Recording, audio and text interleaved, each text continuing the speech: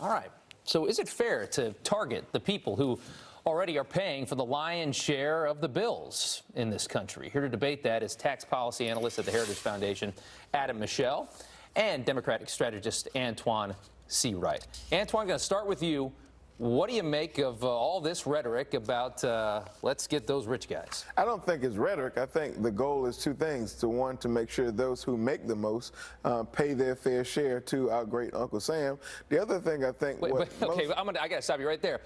Give me your define fair share for me. Well, let me give you an example. I'm from the South, so we speak in examples. Warren Buffett, during the course of I think it was 2006, Obama's second re-election, 2012, I think he declared he pays more in taxes than, his assistant pays more in taxes than he does. That just doesn't make sense. I think what reasonable people are trying to do, not necessarily the extreme left, as some couch it, is to make sure those who make the most pay the most, and at the same time make sure there's tax relief for middle-class working people who carry their fair share of the burden in this country.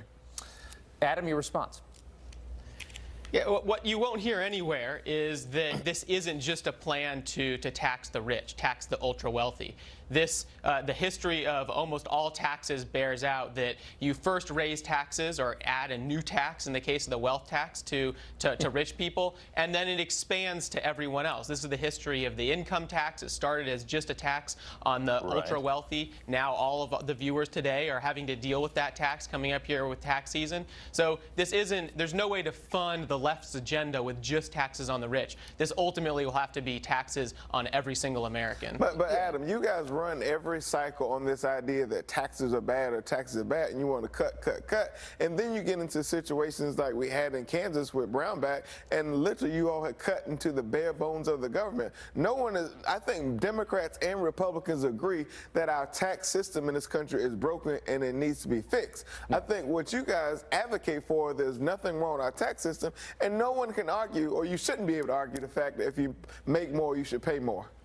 All right, let's look at some of these plans and just take a check of them. Alexandria Ocasio-Cortez, her plan is that marginal tax rate, somewhere around 70%, she was saying, on income above $10 million. That doesn't seem to be too dramatic. The problem is if she wants to pay for all the things she wants, that's nowhere near enough money to pay for any of it. You're going to have to bring that 70% rate down to a much lower pay scale. Elizabeth Warren here, she wants maybe 2% of people's money if they're worth over $50 million. She wants 2% of that every year, and 3% if you're worth over $1 billion. That's going to generate a lot of money. And then let's take a look at a poll here. A Fox News poll shows that a lot of people are in favor of increases for taxes on the wealthy. But what we know, Adam, is every time you raise taxes, you hobble an economy. And what we learned from Ronald Reagan is when you drop them, the economy explodes. We're learning it again right now under President Trump. That's exactly right. It wasn't just in the 80s when we lowered taxes, but before that in the 60s under Kennedy, and before that in the 20s, those top tax rates that were in the 90, 70% range were lowered one after another. And each time those tax rates came down, we had some of the longest economic expansions in our history. So the history bears out that tax cuts do help the economy. And so that and anything that goes in the opposite direction will hobble the economy, as you said, and make it harder for people to get higher wages and for job creators to create more jobs.